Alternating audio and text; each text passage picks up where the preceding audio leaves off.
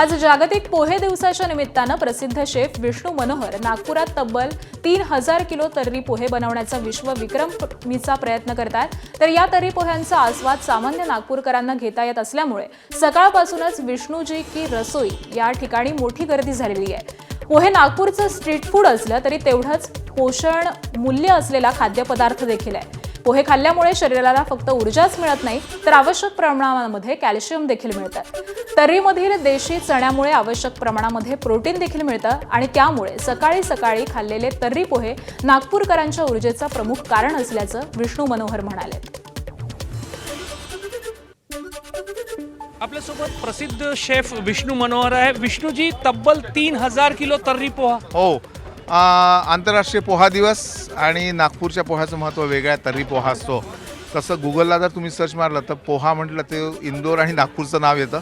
तर इंदोरचा पोहा एक वेगळा, त्याची मजा आहे।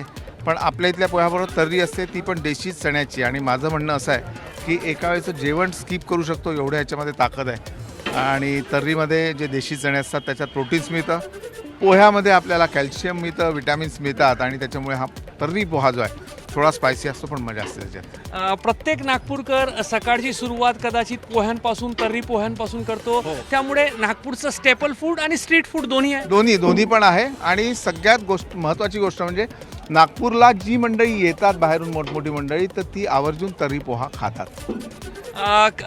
पोहे जे आहेत आता तसं पाहिलं तर महाराष्ट्राच्या वेगवेगळ्या भागामध्ये पोहे बनवले जातात आणि थोडं किलोमीटरवर अंतर येत जातो।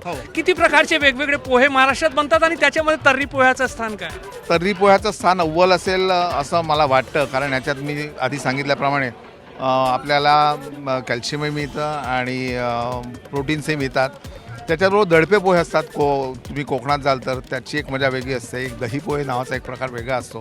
त्याच्यानंतर एक कच्च्या पोह्याचा दह्या घातलेला प्रकार, तो अजून एक वेगळा असतो। कांदे पोहे असतात, बटाटे पोहे असतात, आपल्याकडे फ्लॉवर पोहे, पोपट पोहे करतात आपल्या विदर्भामध्ये। असे सगळे वेगवेगळ्या टाईपचे पोहे असतात। बऱ्याचशा लोकांच्या वैवाहिक जीवनाची सुरुवात असते, स्थळ पाहण्यासाठी जातात तर तिथेही पोहे केले जातात। त्याच्यामुळे पोह्याचं हे जे महत्त्व आहे तर अनन्यसाधारण असं महत्त्व आहे।